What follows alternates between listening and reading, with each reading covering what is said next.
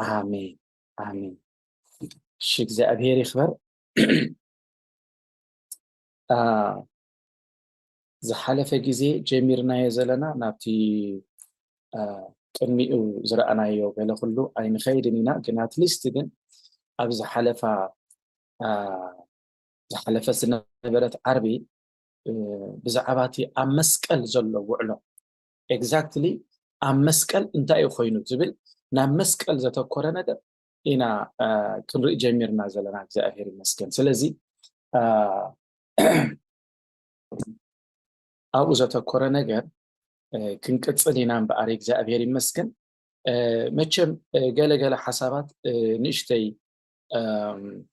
ከደግሞ አብት መስቀል ዝራእናይም ነገራት ወንጌል ሞት ኢየሱስ ክርስቶስ እንተዳ አዘይብሉ ትንሣኤ ኢየሱስ ክርስቶስ እንተዳ አዘይብሉ አዋተይ ካብ ካልኦት ሃይማኖታት ዝፈልዮ ነገር የለም ክርስትና ካብ ካል ሃይማኖታት አይፈልይም ሞት ኢየሱስ ክርስቶስ ደም ኢየሱስ ክርስቶስ እንተዳ አውጽኻዮ ካብ ወንጌል በቃ ኣብ ክርስትና ወላ ሓንቲ ነገር ንሕዞ ነገር የብልናን ወላ ሓንቲ ነገር ንኣምኖ ነገር የብልናን እቲ ዝእመን ሞት ኢየሱስ ክርስቶስ እቲ ዝፍለጥ ሞት ኢየሱስ ክርስቶስ እቲ ዝእመን ትንሣኤ ኢየሱስ ክርስቶስ እቲ ክፍለጥ ዘለዎ ትንሣኤ ኢየሱስ ክርስቶስ ሰብ ኣብ ክርስትና ብዙሕ ነገር ክፈልጥ ይኽእል ቅድምን ኣብ ክርስትና መምጽኡን ብዙሕ ነገር ክፈልጥ ይኽእል ኣብ ሃይማኖት ድዩ ኣብ ዝተፈላለዩ ነገር ማለት ክንደይ ሰብ ኣሎ እዩ ኮንፊውዝድ ዝኾነ ግን ሲምፕል ዝኾነ ፍልጠት ኣነ ንስኻትኩምን ኣዕሚቕና ክንፈልጦ ዘድልየና ሞት ኢየሱስ ክርስቶስ ትንሣኤ ኢየሱስ ክርስቶስ ዝብሉ ዕርገት ኢየሱስ ክርስቶስ ዝብሉ እዚኣቶም እቶም ኣዕኑድ ናይ ወንጌል ስለዚ ብዛዕባ እዚ ርኢና ነርና ኣብ ዝሓለፈ ማለት እዩ ድጉይ ዝኾኑ ኣረኣያታት ናይ መስቀል ዝብሉ ሓደ ሓደ ርኢና ነርና እዚኦም ጉግያት ክንሪኦም ከለና ንምንታይ ሓጊዞምና እዮም ነቲ ድሓር ነቲ ድሕርና ክንገልጾ ዝጀመርና ቁኑዕ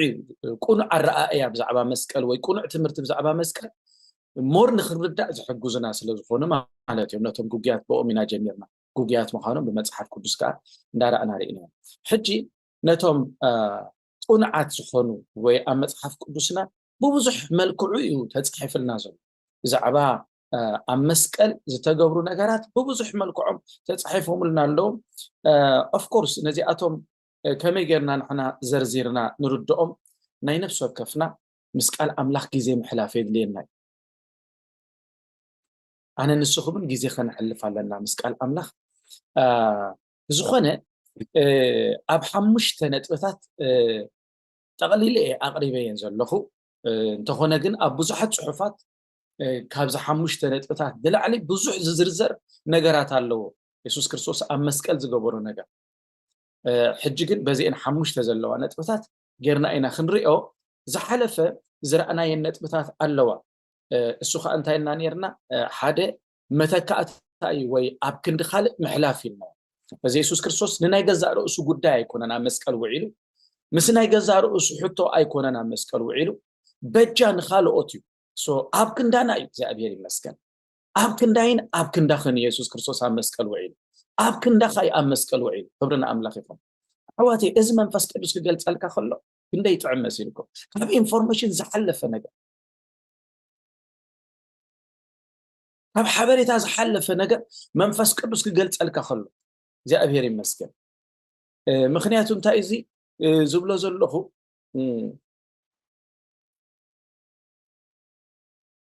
እስኪ ኣብዚ ቪድዮ እንታሽሙ ለሳይበን ወላ አስተካክለ በለ እሺ እግዚአብሔር ይመስገን ኦኬ ሓናል ኮንቲኒ ሕጂ መንፈስ ቅዱስ እንተዳ ዓይንና ከፊትዎ ማለት እዩ ወይ ክረትዓካ ከሎ ኢማጂን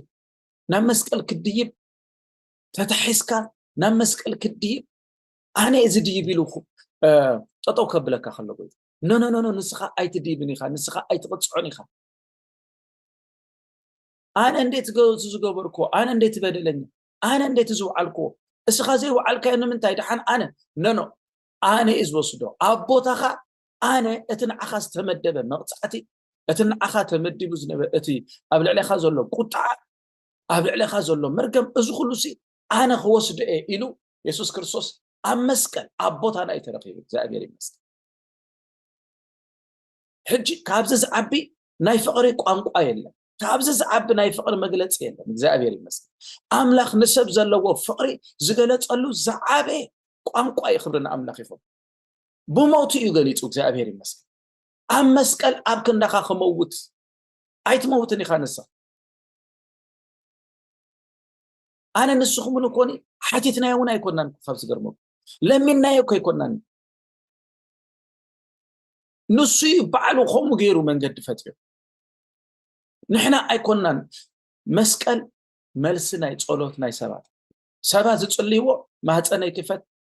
ولاد هابني سبع هابني سبيت هابني جزا هابني خمسي سبات بزح متحف قدس بزح نجر تصليهم እግዚአብሔር ከአብ መልስሎም እዚ ግና ናይ ጸሎት ናይ ሰባት ጸሎት መልሲ ኣይኮነን መስቀል ኣብ ልብ ኣምላኽ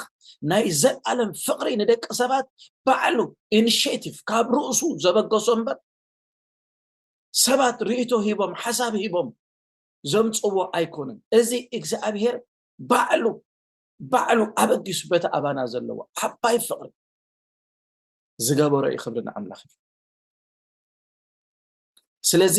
እንታይ ልና ነርና ኢና ሽዑ ስለ ዝራእና ኣይደግሞኒ መተካእታ ኢን ኣብ ክንዲ ኣብ ኢሳያስ 53 ቁጥር 6 ኩላትና ከመባጊዕ ተባረርና ነፍስ ወከፍነና መንገዱ ዘንበለ እግዚአብሔር አበሳ ኩላትና አቡ አውድቆ ኩሉ ሰብሲ ሓደ ሰብስ በቃ በገዛ ርእሱ ዝድሕን ስለ ዘይተረኸበ ብናይ ገዛ ርእሱ ጽድቂ ሓደ ሰብ እኳ ዝወጽእ ስለ ዘይተረኸበ አበሳ ሁላትና አቡ አውዶ ንሱ ኮይኑ እትወሳዳይ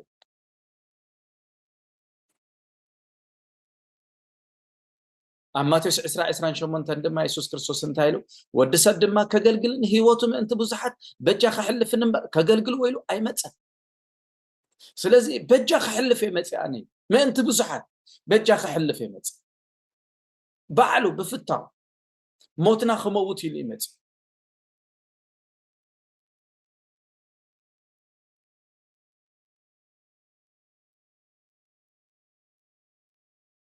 እግዚአብሔር ይመስገን ድሕር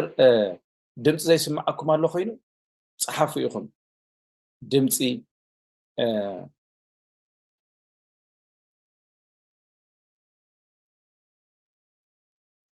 ድምጽ ድሕር ዘይስማዓኩም ኣሎ ኮይኑ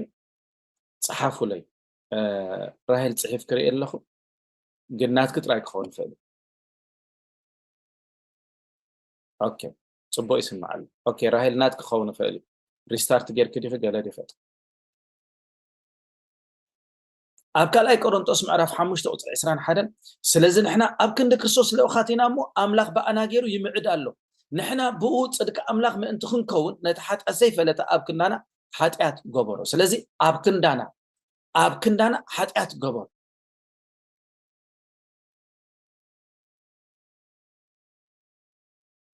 ነቲ ሓጢኣት ዘይፈለጠ ኣብ ክንዳና ሓጢኣት ስለዚ ኣብ መስቀል ዝኾነ ነገር ኣብ ክንዳና ንሱ ሓጢኣት ኮይኑ ኣብ ክንዳና ንሱ መርገም ተሰኪሙ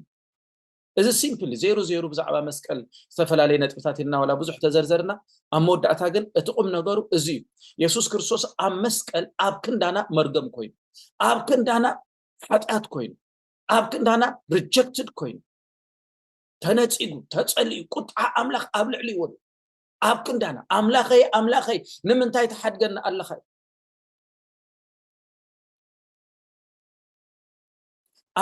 ኣምላኸይ ንምንታይ ተሓድገና ኣለኸ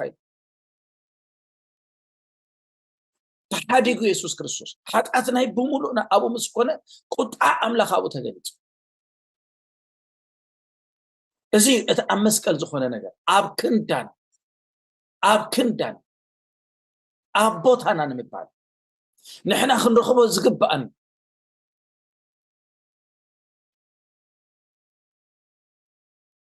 እንታይ ኢሉ ኣሎ ኣብ ቀዳማይ ጴጥሮስ ምዕራፍ 2 ቁጥር 24 ንሓጢኣት መይትናስ ንጽድቂ ምእንቲ ክንነብር ንሱ በዓሉ ንሓጢኣትና ኣብ ስጉ ኣብ ዕንጨይቲ ጾሮ ይብለና ሓጢኣትና ጼርዎ ኣብ ክንዳና ቁጣ ኣምላኽ ኣብ ልዕሊና ክመጽእ ዝግብኦ ጼርዎ መርገምና ጼርዎ ኣብ ክንዳና ኾ ሕዋተይ መንፈስ ቅዱስ ክረትዓካ ከሎ ይጥዕም ከም ዝበልኩ ኣብ ክንዳና ኣብ ቦታና ካብ ላዕሊ መፂ ስጋ ለቢሱ ሰብ ኮይኑ ኣሕዋተይ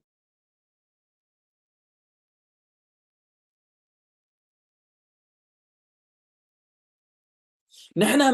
እንትን ውሉድ ኣምላኽ ክንከውን ንሕና ምእንቲ ኣብ ሕቑፍ ኣምላኽ ክንከውን ሲ ምሱ ካብ ሕቑፍ ኣምላኽ መፂኡ ካብ ሕቑፍ ኣምላኽ መፂኡ ኣብ መስቀል ብመሳምር ኣእዳው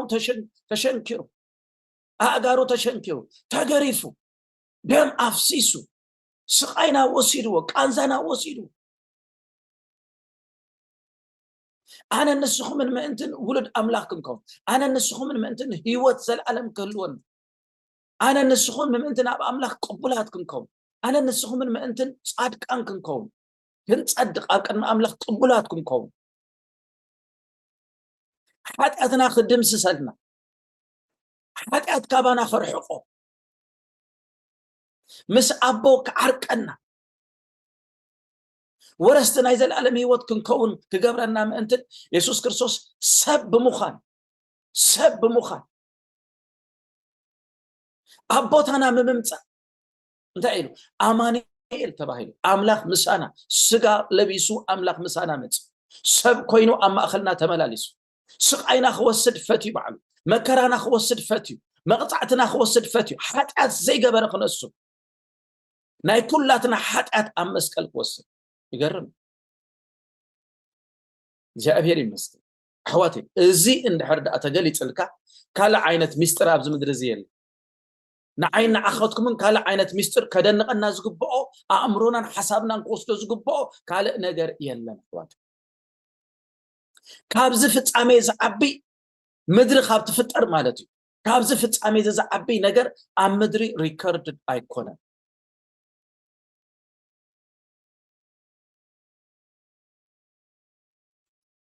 ኣብዚ ዩኒቨርስ እዚ ናይ መወዳእታ እቲ ፈጣሪ ሰማይን ምድርን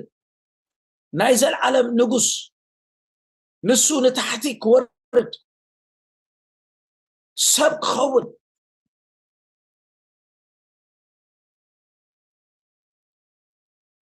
ኣብ ክንዳና ክወረድ ኣብ ፊልጵ እንታይ ኢልዎ ኣሎ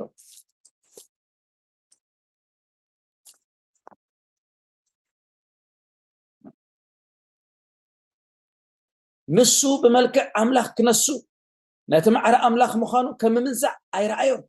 መልክዕ ባርያ ወሲዱ ርእሱ ኣሰረ ሰቡን መሰለ ብንብረቱ ከም ሰብ ኮይኑ ተረኸበ ርእሱ ክሳዕ ሞት ኣትሓተ ክሳዕ ሞት ኣብ መስቀል እኳ ደኣ ተኣዘዘ ለና ክሳዕ ክንድዚ ከይዱ ናትካ ጉዳይ ኣዝዩ ስለ ዘገደዶሲ ክሳዕ ክንድዚ ከይዱ ጳውሎስ ክዛረብ ከሎ ንሕና ገና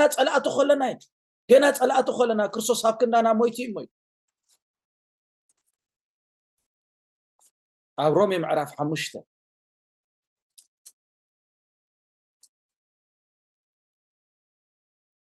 እንታይ ኢሉ ገና ድኹማት ከለና ክርስቶስ ብግዚኡ ምእንቲ ዓመስቲ ሞተ ኣብ ክንዲ ሓደ ጻድቕ ዝሞቱ እኳ ዝርከብ ኣይመስልን እንድዒ ኣብ ክንዲ ትጽቡቕ ዝገበረሉ ክመውት ዝደፍርሲ ምናልባሽ ኣይምተሳእነን ይኸውን ግናኸ ንሕና ገና ሓጥኣን ከለና ክርስቶስ ኣብ ክንዳና ሞይቱ እሞ ኣምላኽ እታ ፍቕሩ ንኣና በዚ የርኢ ኣሎ ሃሌሉያ ኣምላኽ ንዓና ዘለዎ ፍቕርሲ ብናይ መወዳእታ መምዘኒት ልዕልዩ ዘየለ መምዘንስኒ በዚ የርኢ ኣሎ ንፈታዊኻ ትገብረሉ ዓይነት ኣገባብራ እንተ ተረኺቡ ከማንሲ ንጸላእቱ ኾለና ግን ክሳዕ ክንድዚ ናትና ኣካይዳ ኣይለወጦና ኣምላኽ ውድቀትና ኣይለወጦና ኣምላኽ ኣባና ዘለዎ ፍቕርሲ ኣይለወጦን ውድቃት ከለና ጸላእቱ ኾለናሲ ክሳዕ ክንድዚ ህይወቱ ንምውፋይ ክሳዕ ክንድዚ ከይዲ ዝብለና ኣምላኽ እታ ፍቕሩ ንኣና በዚ የርኢ ኣሎ ብዙሓት ሰባት ኣምላኽ ፍቕሩ ክገልጸሎም ብብዙሕ መንገዲ ሓቲቶሞ ገሊኡ ሰብ መልሲ ጸሎት እዩ ገሊኡ ሰብ ብዛዕባ ዝጽልዮ ዘሎ ዝተፈላለዩ ነገር ብዛዕባኡ ምስ ተመለሰ ኣምላኽ ንዓይ የፍቅረኒ እዩ ዝብል ገሊኡ ሰብ ገዛ ስለ ዝሃቦ ኣምላኽ ወይ መኪና ስለ ዝሃቦ ወይ ፕሮሰስ ስለ ዝሰለጦ منقدنا ناب أمريكا ناب كندا وناب أوروبا منقد سل أملاك يفكرني إن عائلي يحسب متحف قدسنا جنا أملاك بخم وفقر خجلت عيدلين بتنا يمود عتا ممزني زخنة بو فقرو نعين أخذكم من خجلت صفات هيوتو بمحب أمسكال كساقي فتي نمسكال بمديات إزيو ناي فقرو قنقوا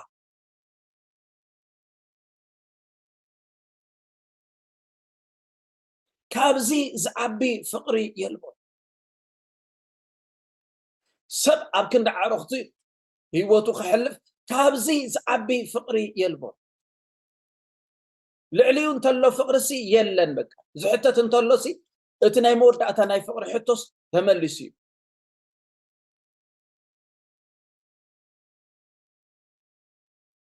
قال أملاك انتهي لله مسيلكم أب وانجيل يوحنس 15:13 سب نهيوتو أبكن أعرخو بجا خحلف كابزي زعبي فقري يلبون كابزي زعبي فقري يلبون نعنا زدحان الله مستر أولوس كزارب كله أب إفسون معرف كل التخا انتهي لوسي ولا حتى يفتر الكخون نمنتا يقلنا عاي كم سني كندزز أكل كير كندزز أكل attention كندزز أكل واقاسي نمنتا يكفيلو لنا عاي الكون مليس كاب حتى خطوات خليفة قال دقون أنا زو حقوس كو نقران لي قال دقون بلوتس ولا نقران لني عاي كونن قالوا خزارة كله انتهي لسي نحنا خلاتنا خاء نتناي سجان حسابات دليت إنا قبرنا قدم بتمني السجانا مساتاتهم ننبر نبرنا كم توم كالوتون ببحرنا دق قطع نبرنا كناخه أتبي محرت حبتام زخون أملاك الجرائهم كلتا نقرات هابز عبيت نتفتات كتقصي زي أتم أب أملاك ترايز اللوين كابوز من شوية نابانا متسم دلو مالتي نحنا زلع عالنا ما يكون حدثت عند حد تنخيف كاي يحرق كايو أوكي حرق دينيرو جد إسرائيل تنخيف كاي إسرائيل أبقى ساي مالتي العائل كاي حجي سب حما أنها جبرك خلوا خطفكروا أي تخليني خاص سب تدا أخون كمالتي مخنياتو كتحرق إذا جبرك هذا الله كتقطع إذا جبرك هذا تلع على إيه هذا الله تراسسنا إيه هذا الله أن سب دم من ده أتصبوا غير كارلو خاني من البات بتتخبر كارلو تصبوا نجار كاني لبون عخا خفت وكا خاني من البات السخا تتناخف الله تلع على الله ومخنيات تخون الله مالتي أبزقن انتهي بلا الله سي ببحر ناسي دقوط عنا برنا قط عنا الأحل سباتنا نيا كرينا خلوك زابير بتقدس خنا من النوت بحري بتتصادق خنا بحري كرينا خلوسي بتعبنا زول حتى قط عنا الأحل سباتنا نيا صدق قوي قطع أملاخنا الأحلنا نيا انت خنا قل أتفقروا أزيو سلازعابي قال خلو حج انتهي جناخه يبلال جناخه أتبي محرت حبتام زخنا أملاخ ما أنت تابع تفكرنا عباي فقرو نانا ببدلنا موتات كلناس مسكرسوس هياوان جبرنا بتصقعكم زدحانكم سلازي اتب محرت هابتام زخونه املاخ ما انتي اتا بعازف قرنا عباي فقرو هاليلويا سلازي انتي بلنا لبزي هابتام محرت عباي فقرن نعنا نابزي خمزه عنت وعلت كوعل يراتو هابتام محرت عباي فقر هاليلويا واو زابير يمسك برنا املاخ يكون سلازي امسكل ابكندانا يخبحال كله بك ابكندانا نعين حسبي بك انا اخنا حسبي ان ترى اخاي ابكمي سني حرنتنا اندا ترى اي ابكمي مفتحنا اندا ترى اي هيوتنا اندا ترى اي لوط اندا ترى اي كنساغر اندا ترى اي امسكل يسوس الساني امسكل كونزو خلق خلصي نعخدنا راي نعخنا راي بشمكنا راي هاليلويا بتأمسك بتأبكر ميزو له حقوس يستعجس بلنا بك حقوس يرينيري مفتاح يرينيري نمسك الخير كله سنتهي لنا نابوز خد الله ساعات كم ذا أكلت في مسفلت أسي نتوم زفكرب أتصبح أفكرهم لنا واو عزيز جرم قال لنا أب نجيل يوحنس معرف أسر سلست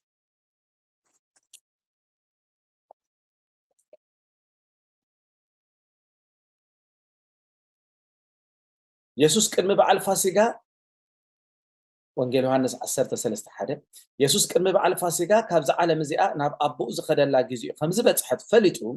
ነቶም ዘፍቀሮም ኣብዛ ዓለም እዚኣ ዘለው ናቱ ክሳዕ መወዳእታ ኣፍቀሮም ሃሌሉያ መስቀል እናርኣየ ከሎ ስቃይ እናርኣየ ከሎ ናብ ኣቦኡ ዝኸደላ ሰዓት ዝኸደላ ግዚኡ ከምዚ በፅሐት ፈሊጡ ይብለና እንታይ እታ በፅሐታ ግዜ በፅሐ መስቀል እያ በፅሐ ዘላ ናብ ኣቦኡ ዝኸደላ መንገዲ መስቀል ስለዚ እንታይ ይብለና ነቲ መስቀል ክሪኦ ከሎ ነቲ ስቃይ ክሪኦ ከሎ ነቲ ክብደት ክሪኦ ከሎ ሲ ድሓር መሊሱ እንታይ ይብለና ኣሎ እዚ ኩሉ ርእስ ነቶም ዘፍቀሮም ኣብዛ ዓለም እዚኣ ዘለው ናቱ ክሳዕ መወዳእታ ኣፍቀሮም ማእስያ መወዳእታ ኣብዚ ኮይኑ ሲ እቲ ናይ መስቀል መወዳእታ ርእይዎ ስቃይ እቲ ክብደት ርእይዎ ሲ ሰባብኡ ፍቅሪ ኣለን ተደናጊሩ ኣጋጣሚ ኣነ ከምዚ መሰለን ነይሩ ዘይኮነሲ ርእይዎ ተሚንዎ ግን እቲ ፍቅሪ ይዓቢ ክሳዕ መወዳእታ ኣፍቀሮም ዘሎ እቲ መወዳእታ ርእይዎ ሃሌሉያ እቲ ከቢድ ስቃይ ርእይዎ ኢየሱስ ክርስቶስ ፈሊጥዎ ግን እንታይ ይብለና በቃ ክሳዕ መወዳእታ ኣፍቀሮ እቲ ፍቅሪ ይዓቢ ኢየሱስ ጎይታ ሃሌሉያ ብርና ኣምላኽ ይኹን እዛ ኣብ ክንዲ ዝብል ዝሓለፈ ርኢና ነርና ኢና ካልኣይ ከዓኒ መስዋዕቲ ዝብል ርኢና እቲ መስዋዕቲ ከዓኒ ነቲ ሓጥያትና ዝግባእ መቕፃዕቲ ዝተፈለየ እቲ ንሓጥያትና ተባሂሉ ክመፅእ ዝግብኦ መቕፃዕቲ ሲ ተቐባላይ ክህሉ ነይርዎ ተቐባላይ ናይቲ መቕፃዕቲ ነቲ ጽድቃዊ ፍርዲ ናይ እግዚአብሔር ዝቕበሎ የድልየን እዩ እቲ ሓጥያት ክቕፃዕ ነይሩ ስለዚ ድማ እንታይ ኢሉ ኣምላኸይ ንምንታይ ሓደ ካን ምስ በለሲ ሓርካ ኣፂሉስ ኣንታ ብማህሌት እስራኤል ትነብር ንስኻ ቅዱስ ኢኻ እዩ ቅዱስ ኢኻ ንሓጥያት ከይቀፅዓኻስ ክትሕልፍ ኣይትኽእልን ኢኻ ንሓጥያት ብኹም ይሕለፍስ ክትሓልፎስ ኣይትኽእልን ኢኻ ስለዚ እቲ ኣብ መስቀል ዝኾነ ነገርሲ ቀፂዑ ወይ ቅድስና እግዚአብሔር ጽድቁ ኣርእዩ ንሓጥያት ቀፂዑ ስለዚ ሓጥያትና ኣብ መስቀል ተቐፂዕና ኢና ክርስቶስ ተቐፂዑሉ እግዚአብሔር ይመስገን ነዚ መስዋዕቲ ኮይኑ መስዋዕቲ ተቐባሊ ናይቲ መቕፃዕቲ ኮይኑ ማለት እዩ እዚ ዝርኢና ናብ ዝሓለፈ ሳልሳይ እውን ዝረኣናዮ መዝሓሊ ቁጣ ኣምላኽ ኮይኑ ኣብ መስቀል ቁጣ ኣምላኽ ኣብ ልዕሊ ሓጥያትና ኣብኡ ዝሕል እግዚአብሔር ይመስገን እቲ ጽድቃዊ ቁጣ ናይ እግዚአብሔር በቃ መዕለብ ረኺቡ ሕጂ ኣብ ልዕሊና ቁጣ ኣምላኽ ዝበሃል የለን እቲ ኣብ ልዕሊ ሓጥያት ዝቁጣዕ ባህሪ እግዚአብሔር ኣብ መስቀል ፈሲሱ እዩ በቃ እቲ ቁጣ ኣብ መስቀል ፈሲሱ እቲ ብሓጥያትና ክመፅእ ዝኽእል ቁጣ ዝነበረ ቁጣ ኢየሱስ ክርስቶስ ንሱ ኣብ ነፍሱ ተቐቢልዎ ኣዝሒልዎ ቁጣ እግዚአብሔር ኣብ መስቀል ተገሊጹ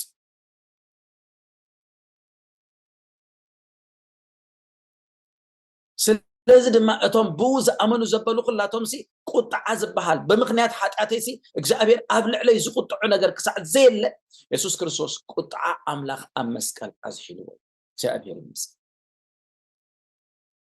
ብዛዕባ እዚ ጥቕስታት ርኢና ነርና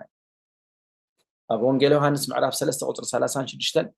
ብወዲ ዝኣምን ናይ ዘላለም ህይወት ኣላቶ እቲ ብወዲ ዘይኣምን ግና ቁጣ ኣምላኽ ደኣ ኣብኡ ይነብር እምበር ንህይወት ኣይክሪአን እዩ ኣብቶም ብክርስቶስ ዘይኣመኑ ዘበሉ ኩላቶም እዚ ውዕለት እዚ ዘይተቐበልዎ ዘበሉ ኩላቶም እቲ ቁጣ ኣምላኽ ኣብ ልዕሊኦም እዩ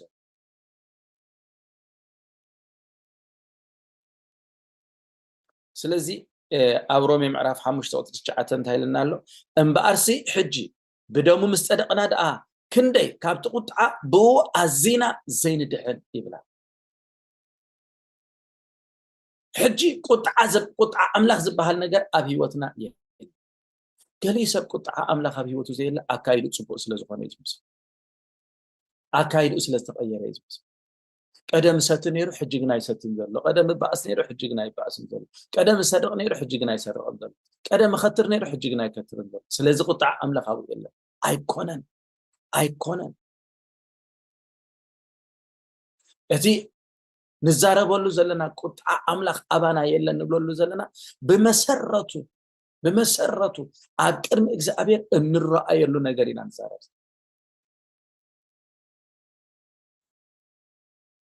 እቲ ሓጢአት ካባና ብክርስቶስ ስለዝተኣለ ስለዝረሓቐ ቁጥዓ ኣምላኽ ኣባና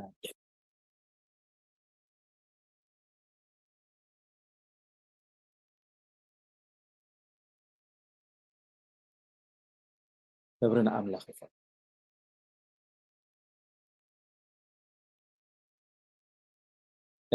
ኣብዚ ከምዚ ኢለ ፅሒፈ ኣሎ እዚ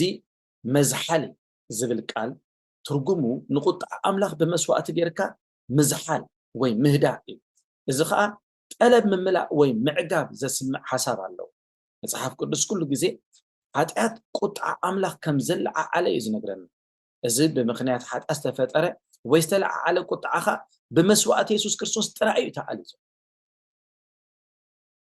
ስለዚ ጋራንቲድ ቁጣዕ ኣምላኽ ተኣልዩ ካባና ሕጂ ንሕና ምስ ኣምላኽ ሲ ብሓርነት ኢና በቃ ሕብረት ዘለና ምናልባት ብዛዕባ እዚ ጥልቂ ኦፍኮርስ ይዕሪ ዋላ ጥልቂ ተዘይኮነ ግን ሕግን ፀጋን ወይ ኣብ ትሕቲ ፀጋ ምዃን ዝብል ነገር ኣብቲ ናይ ሶሉስ መደብና ወይ ረቡዕ ናይ ንግሆ ናይ ኤውሮፓ ኣብኡ ይምህር ኣለኹ እየ ሰው ገለገለ ነገራት ኣብዚ ጥልቅ ዘይብሎም ነገራት ኣብኡ ይምህሮም ኣለኹ ወይ ኣብቲ ቪድዮ እውን ክትሰምዕዎ ትኽእሉ ኢኹም ኣሎ እዩ እግዚኣብሔር ይመስገን ስለዚ ሕጂ ንሕና ሓርነት ረኺብና ኢና ካብ ቁጣዕ ሓርነት ረኺብና እግዚኣብሔር ይመስገን ልክዕ ኣብ ኤግዛምፕል ሂበ ነይረ ኣብዚ ገለ ፕሮግራማትና ሓደ ቆልዓ ወዲ 6 ወርሒ ዝኾነ ቆልዓ ከም ድሌት እዩ ዝኸውን ወላ ሓንቲ ናይ ገበነኛነት ነገር ኮንሽስነስ ኣይስምዖን ድሌቱ ገይሩ ሲ ስቲል ከዓ ክፍቶ ከም ዘለዎ ይበቅ ይፍቶ ከዓ በቃ ማለሲ ድሌቱ ገይሩ ክብለኩም ሲ በቃ ከም ድሌቱ ሸይኑ ከም ድሌቱ ገለ ገይሩ ከም ድሌቱ ገይሩ ስኒ ክፀልኣኒ እዩ ዝብል ሓሳብ የብሉ ኣደይ እዚ ገይረ ኢላ ክፀልአኒ ኖ ኣይፈልጦን እንታይ ስማዕ ስቲል ይፍቶ ግን ትሕብረትና ምስ ኣምላኽ ከምኡ ክኸውን ተደልዩ ዘሎ ኣብ ግብርና ዝተመርኮሰ ዘይኮነሲ በቃ ብከምኡ ብፀጋ ብእምነት ቁጣዕ ኣምላኽ ዘይብሉ ዓይነት ሕብረት ክህልወና ምስ እቲ ዝኾንናዮ ኮይንና ኣለና ኩሉ ግዜ ብሂወትና ክንልወጥ ኢና ክንዓቢ ኢና ኣይቋርፅ ንዕቤት ጎይታ ምስ ተቐበልካ ድሕሪ ዓመት መቸ ተለዊጥካ ኣላ ድሕሪ 2 ዓመት ከዓ ሞር ተለዊጥካ ኣላ ድሕሪ 10 ዓመት ከዓ ሞር ተለዊጥካ ኣላ ቃል ኣምላኽ ብዝተመገብካ መጠን ኣካይዳኻ ብዘስተኻኸልካ መጠን ኩሉ ግዜ ለውጢ ብሂወትና ዘይቋርፅ ነገር ክሳዕ ክርስቶስ ክበዓ ንመስሎ ካብ ለውጢ ናብ ለውጢ ኢና ንኸይድ ግን ኣብ ዝኾነ ይኹን ወቅቲ ናይ ለውጢ ደረጃታትና ግን ሓደ ነገር ብቋምነት ዘይልወጥ ነገር ግና ቁጣዕ ኣምላኽ ዝበሃል ነገር ኣባና የለን ሕብረትና ምስ ኣምላኽ ብሓርነት እዩ እግዚኣብሔር ይመስገን እዚ ቁጣዕ እዚ የሱስ ክርስቶስ ወሲድዎ ፍጹማን ጌርና እግዚኣብሔር ይመስገን ፍጹማን ጌርና ይትብል ኣብ ዕብራውያን ዘላ ፈጸሞም ትብል ሓሳብ ከንብባ እግዚኣብሔር ይመስገን እንታይ ይብለና ካህን ዘበለ ዕብራውያን 10:11 ካህን ዘበለ ኩሉ ኣብ ፅባሕ እናገልገለ ይቀውም እሞ ነቲ ሓጢአት ከርሕቕ ከቶ ዘይከኣሎ መስዋእቲ ብዙሕ ሳዕ የቕርበሉ እቲ መስዋእቲ ሓጢአት ከርሕቕ ኣይክእልን which means ክርስቶስ ግና ነቶም ዝቅደሱ ብሓንቲ መስዋእቲ ንሓዋሩ ፈጸሞም እሞ ንሱ ንሓዋሩ እትኸውን ሓንቲ መስዋእቲ ስለ ሓጢአት ምስ ኣቕረበ ከም ጸላእቱ መርገጽ እግሩ ክሳዕ ዝኾኑ እናተጸበየ ኣብ የማን ኣምላኽ ተቐመጠ ቀፂሉ ቁጥሪ 17 እንታይ ይብል ደጊም ሓጢአቶምን ዓመፆምን ከቶ ኣይክዝክርን ይብል እምበኣርሲ ኣብቲ ናይ እዚ ቅሬታ እዚ ዘለዎስ ደጊም መስዋእቲ ስለ ሓጢአት ኣየድልን ስለዚ እቲ ፈጸሞም ዝብል ዘሎ ስኒ ኣብቲ ናትና ኮንሽስነስ ማለት ኣብቲ ናትና ሕልናሲ በቃ ሓጢአት ዘይብል ዘይስምዐን ፐርፌክት ኮይና ማለት እዩ በካይዳና ሙሉኣት ኮይና ማለት ግን ናይ ገበነኝነት ነገር ናይ ሓጣተኛነት ነገር ሲ ፍጹም አይስማዓናን بمسرت اتغرسوس يسغير وزول ማለት بيزد ابو بزخونه ነው ተፈጽምና ኢና ሓራ ሕጅና በአምላክ እንቀርብ ኮረናትኒ እንዳተሻማ ናስ ከም ዘይንቀርብ ኮይና እግዚአብሔር ይመስገን እዚ ዘይምፍላጥና ኣብ ሕልናና ማእሰርት ኩሉ ይኽእል ዘይምፍላጥ ግን እቲ ግብረ ኢየሱስ ክርስቶስ ግን ንዓይና ዓኻትኩም ሓርነት ሂብና እግዚአብሔር ይመስገን ገለገለ ነገራት بزتخاله ابزي لبل ز خنزاربو زلنا ነገር ጥራይ ዝዛረብ ዝፍትን ዘለኹ ከም ዝበልኩኹም ካልእ ትምርታት ብዛዕባ እዚ ምናልባት ዕሙቕ ዝበለ ኣለና ወይ ኣብቲ ቪድዮታት ከም ዝበልኩኹም ማለት እዩ ራብዓይ ከኣኒ ዘይጠቐስናዮ ሕጂ ሎሚ ነጠቕሶ ማለት እዩ ራብዓይ ዕርቂ ኣብ መስቀል ካብ ዝተገብሩ ነገራት بتخكل أم مسكال تصريحهم زلوا نجارات نبلهم زلنا شاء أزخونه مالت شاء أزخونه خا عرقي زعبير المسك أبدت حفيز الله خم ببي إذا خا حدا خاب نمد حنا استخفله واقعي نسخة أتبي مخنيات حتى أتنا استفترة صلي ناب سلام زغير مسواتي بمخنيات مسواتاوي بجنة يسوع كريستوس أتي ننايت صلي كونتات ناب ناي فقرن مقرابن حبرت تغيري تناي صلق خنتات ناب ناي فقرن مقرابن حبرت انتمسي تغيري ازي اتخابت زعبي برخت ناي قل مدحنا املاخ بعلو بموت ود يسوع كريستوس نز عرق سلا زمصو ابزون اندغنا بز حدش حبرتن فقرن اتخابتام زخونه صق املاخ تغايدو نريو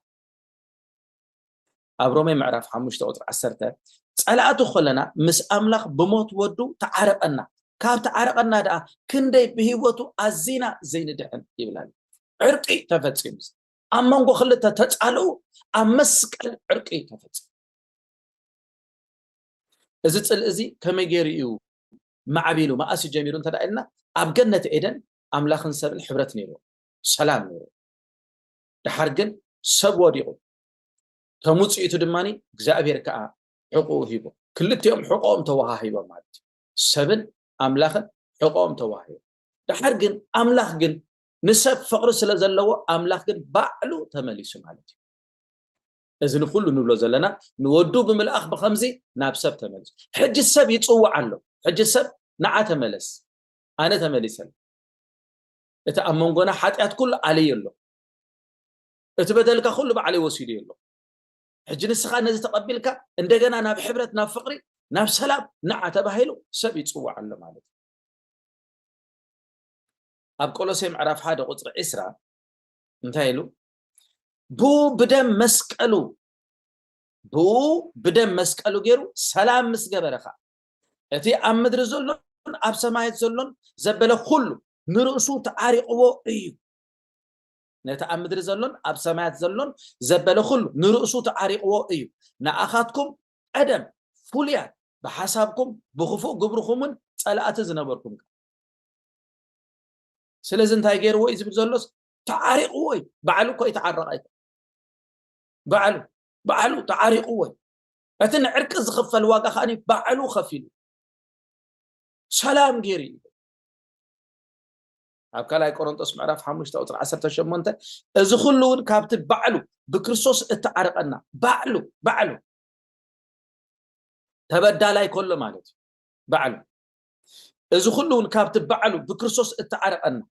أجلجلوت عرقون ذهبنا أملاخي مالت أملاخنا علم مسرؤسو عرق أخلو أب كريستوس نبرمو بدلهم أحزلو من أبانا خا قال عرقي أمبر سلازي اتامسقل بكريستوس تغبر زبله ناي عرق اسرح املاح سمير وي نخلهم توم از تقبلوا خاني فصم انتي غيرو مليسو اتعرقوا صاتكم اتعرقوا العرقي ابلبنا انبره تاي قال عرقي بقى تعرق مسا مسخ سلام دلدي او املاح سلام دلدي يفقرك واغا خفيل لك دومو خفيل لك هذا حد أتكات خفيل لك ሕጂ ንስኻ ምስ ኣምላኽ ተዓረቕ ዝብል ቃል ዕርቂ ኣብ ልብና ኢማጂን ምስ ሓደ ሰብ ተባዒስካ ነርካስ እስኻ ተዓሪቕካስ ንዑ ከዓ ምስ ካልእ ሰብ ክትዓርቆ ከለኻ ክሳዕ ክንደይ እቲ ሰብ ምርዓኻ ቦታ ዝህበካ ዘሎ ንዓናሲ ኣምባሳደራቱ እዩ ገይርና በቃ ኣተዓረቕቲ ገይርና እንደገና ክሳዕ ክንደዚ እሙናት ምስኡ ክሳዕ ክንደዚ ዕርቂ ሰላም ሂብና ስሙ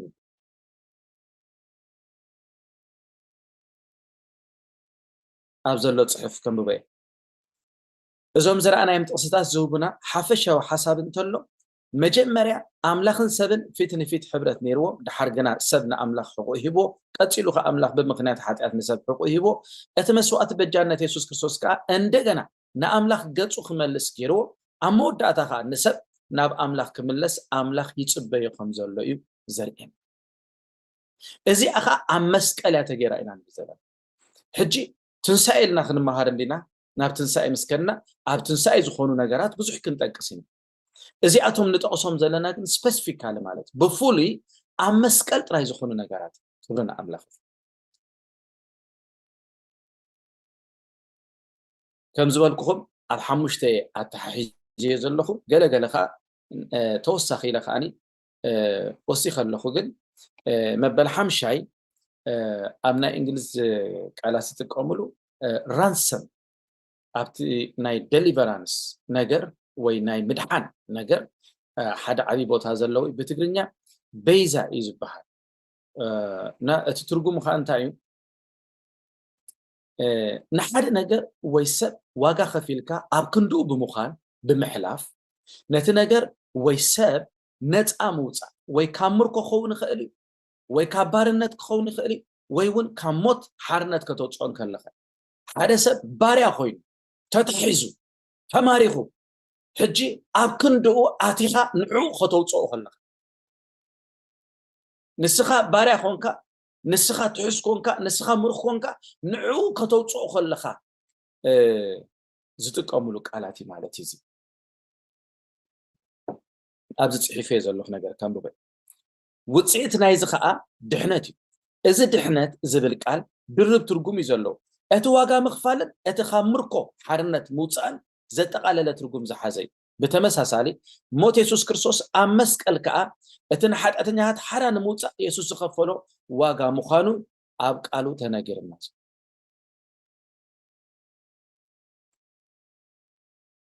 ስለዚ ንሓጢአተኛታት ሓራ ንምውፃእ የሱስ ዝኸፈሎ ዋጋ ካብቲ ተታሒዝናሉ ዝነበርና ነገር ኩሉ እንወፃሉ መንገዲ ከዓኒ ኣብ መስቀል የሱስ ክርስቶስ ህይወቱ ብምሃብ ንዓና ሓራ ኣውፂን ኣሳጊርና ሃሌሉያ ከምቲ ኣብ ማቴዎስ ምዕራፍ 20 እንታይ ኢሉ ዘሎ 28 ወዲ ሰብ ድማ ከገልግልን ህይወቱ ምእንቲ ብዙሓት በጃ ክሕልፍን እምበር ከገልግሉ ወይሉ ኣይመፀን ይብለና በዚ ምክንያት እዚ ቃል ኣምላኽ ኣብ ዕብራውያን ምዕራፍ 9 ቁፅሪ 12 እንታይ ኢሉ ኣሎ ብደም ድቤላታትን ምራኻትን ዘይኮነስ ብደም ርእሱ ናይ ዘለዓለም ምድሓን ረኺቡ ሓደ ግዜ ናብቲ መቕደስ ኣተወ ይብለና ኣብ ቀዳማይ ጴጥሮስ ምዕራፍ 1 ቁፅሪ 18 ፍላይ እንታይ ኢሉ ኣሎ ካብቲ ካብ ኣቦታትኩም እተቐበልኩም ከንቱ ንብረትኩም ከም ብደም እቲ ኣበረን ርክሰትን ዘይብሉ ገንሸር ብኽቡር ደም ክርስቶስ እምበር ብጠፋእ ነገር ብብሩር ወይስ ብወርቂ ከም ዘይድሓንኩም ትፈልጡ እዚኣ ከምዚ ምዕዳግ ይዝብሉ ምሽያጥ ምቅያድ ኤክስቼንጅ ምግባር ስለዚ ደም የሱስ ክርስቶስ ማለት የሱስ ክርስቶስ ማለት እዩ ኣብ መጽሓፍ ቅዱስና ደሙ ክብል ከሎ ደም የሱስ ክርስቶስ ክብል ከሎ ሞት የሱስ ክርስቶስ ማለት እዩ ስለዚ ብደሙ ማለት ተዓዲኩም ዝብሎ ዘሎ ብደሙ ብዋጋ የሱስ ክርስቶስ ማለት ክብርና ኣምላኽ ይኹን ገለገለ ነገራት ተወሳኺ ኣብዚ ንእሽተይ ክንፈልጦም ዘለና ኸኢለ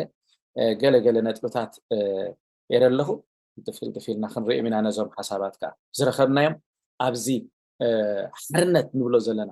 ወፂና ኣሎም ዘለና ነገራት ነዚኣቶም ከፋፍሎም ፈቲነ ኣለኹ ሓደ ሓሙሽተ ነጥብታት ኣብዚ ኣለውና ሓደ ብመሰረት ፅሑፋት ሓድሽ ኪዳን ብዙሕ ዝዓይነቱ ድሕነታት ረኺብና ኢና ወይ ካብ ብዙሓት ነገራት ተናጊፍና ኢና ገለ ካብኦም ንምጥቃስ كان مقطعتي حقي اجرا يخو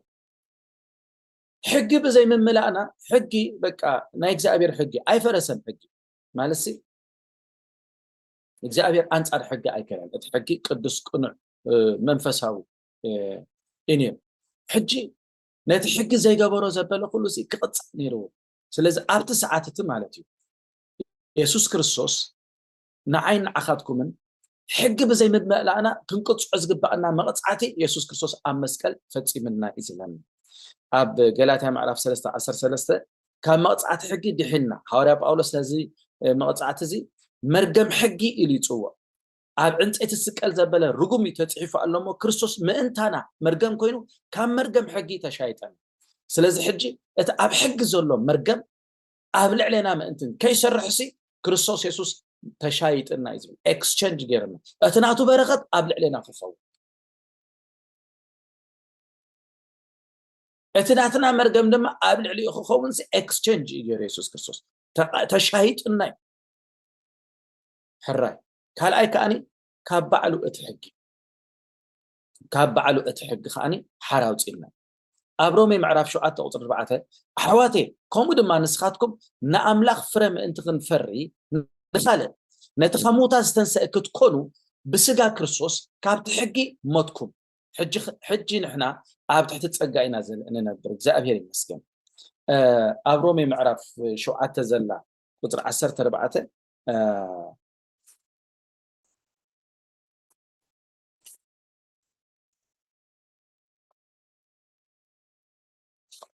ኣብ ሮሜ ምዕራፍ 7:4 እንታይ ኢሉ ኣሎ ልዕሊ ኢለ ካብ ቁጥሪ 1 ከንብባ ወይስ ኣሕዋተይ ነቶም ሕጊ ዝፈልጡ እየ ዝዛረብ ዘለኹ እሞ ሰብ ብሂወቱ ክሳዕ ዘሎ ሙሉእ ዕድሚኡ ሕጊ ከም ዝመልከዶ ኣይትፈልጡን ኢኹም ሰበይቲ ሰብኣያ ብሂወቱ ክሳዕ ዘሎ ብሕጊ ኣብኡ እስርቲ እያ ሰብኣያ እንተሞተ ግና ካብቲ ሕጊ ሰብኣያ ፍትሕቲ እያ እምበኣርሲ ሰብኣያ ብሂወቱ ከሎስ ንኻልእ ሰብኣይ እንተኾነት ዘማዊት እያ ትኸውን ሰብኣያ እንተሞተ ግና ካብቲ ሕጊ ሓራ ወፅያ እሞ ንኻልእ ሰብኣይ እንተኾነት ኣይዘማዊትን እያ ኣሕዋተይ ከምኡ ድማ ንስኻትኩም ንኣምላኽ ፍረ ምእንቲ ክንፈሪ ንኻልእ ነቲ ከሙታት ዝተንስአ ክትኮኑ ብስጋ ክርስቶስ ካብቲ ሕጊ ሞትኩም ስለዚ ኣብቲ መስቀል ምስ ክርስቶስ ክንሓብሮ ከለና ስኒ ሞይትና ኢና ምስ ክርስቶስ ሞይትና ኢና ስለዚ ምስቲ ሕጊ ዝነበረ ኪዳን ዲስኮኔክት ኮይና በቃ ሞይትና ምስ ክርስቶስ ክንትስእ ከለናስ ምስ ካልእ ሕጊ ኢና ኪዳን ናኣቱ ዘለና ወይ ድማ ቅድሚ ሕጂ ምስቲ ናይ ሓጢኣትን ሞትን ዝነበረ ሕጊ ምስኡ ኮኔክትድ ነርና ምስ ሞትና ግን ዲስኮኔክትድ ተፈላለዩና ምስቲ ሕጊ መንፈስ ህይወት ምስኡ ተተሓሒዝና ማለት ምስቲ ኣብ ክርስቶስ ኢየሱስ ዘሎ ሕጊ መንፈስ ህይወት ዝብሎ ማለት እዩ ስለዚ ኣብ መስቀል ምስ ክርስቶስ ሓቢርናዮ ብምማትና ምስ ሕጊ ተፈላለዩና ኢና we are disconnected ኪዳን የብልናን ምስ ሕጊ ግዴታ የብልናን ምስ ሕጊ ሕጊ ነማልኣሉ ወላ ሓንቲ ግዴታ የብልናን ሞይትና ኢና ስለዚ ዲስኮኔክትድ ኮይና ኢና ዝሞተ ሰብ ሞት ማለት ቃል በቃሉ ዲስኮኔክት ምዃን ማለት እንድሕር ሰብ ሞይቱ ካልኣይ ግዜ ኣይትረኽቦን ኢኻ ምሳኻ ሕብረት የብሉን ማለት ሕብረት የብሉ ስለዚ ንሕና ምስ ክርስቶስ ክንመውት ከለና ምስ ሕጊ ሕብረት የብልና ብዛዕባ እዚ እዩ ዘለኹ ምህር ስለ ዘለኹ ሞር ብዛዕባ እዚ ብሰፊሑ ኣብቲ ካልእ ቪድዮታት ንረኽቦ ኢና ዳስ ዋይ ቃል ኣምላኽ እንታይ ኢሉ ሕጂ ኣብ ሮሜ ምዕራፍ 13 ቁፅሪ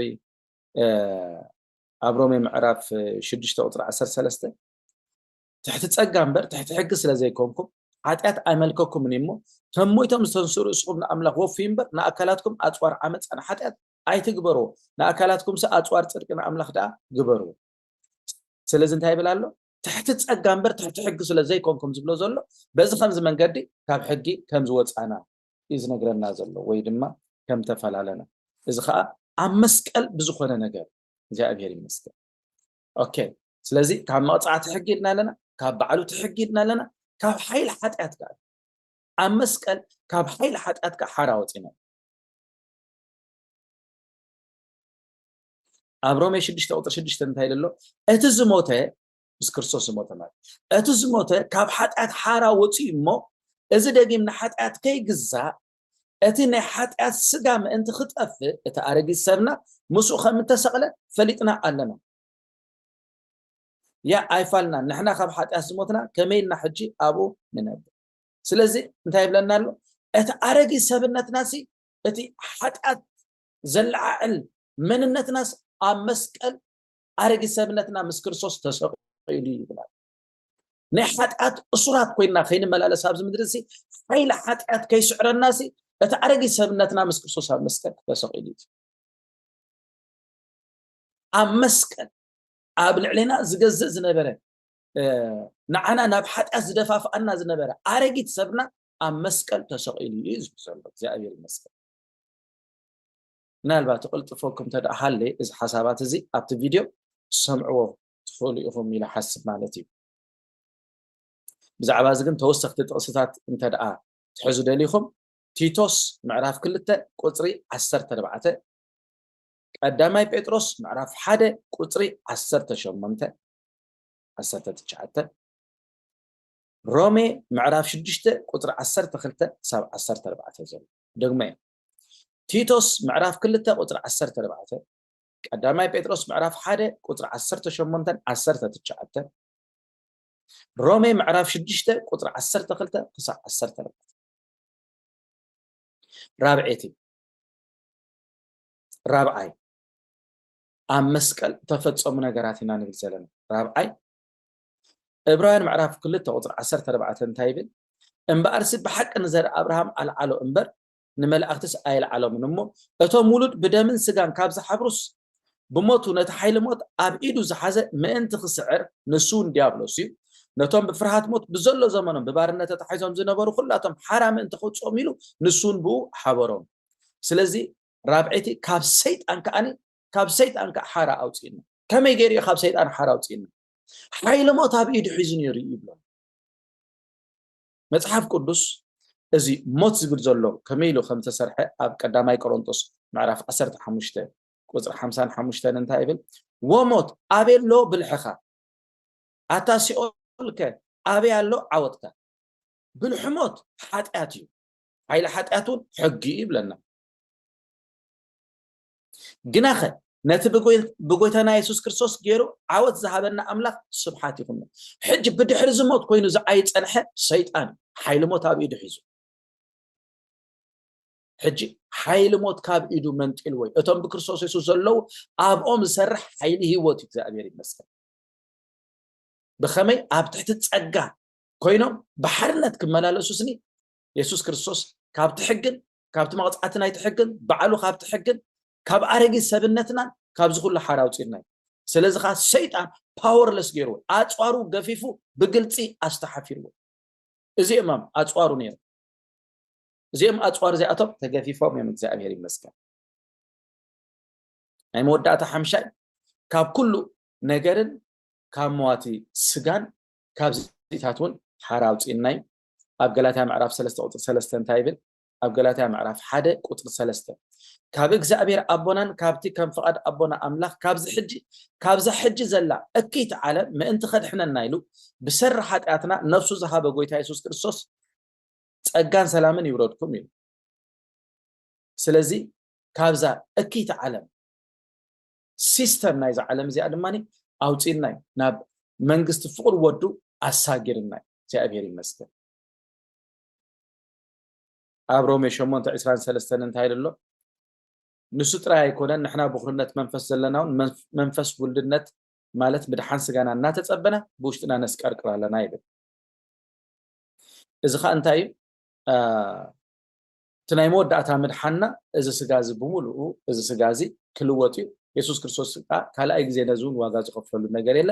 አመስቀል ተخفيل እግዚአብሔር ይመስገን በሙዱብ ጊዜው ግን ከሆነኝ ማለት اذا سغانازي زي موت كلبس እግዚአብሔር ይመስገን زي موت إذا مواتسي زي موت كلبسي دحريو فتصم موت بقى بعوته واحد إلنا كأوجي مالتي زابير المسكن أب قدامي قرنطس الله حساب انتهي لله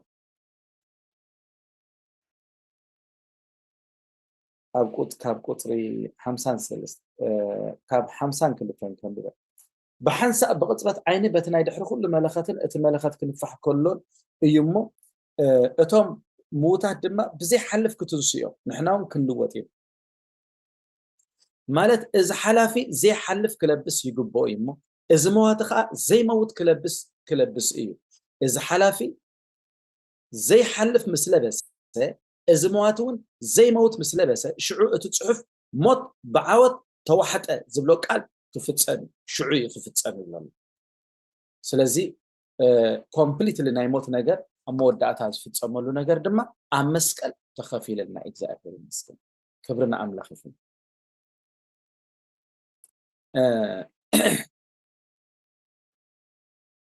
መጠቃለል ገለጽ ይፋ ዘለኹ ምበልኩም ጥቅመታት ሞት ክርስቶስ ንምጥቅላል እምበኣር ብዛዕባ ብናትና ነገር ዝሕተት ክንዛረብ እንከለና ኣብ ክንዳና ዝሕተት ወይ ዝትካ ከም ዘሎ ንርዳእ ማለት እዩ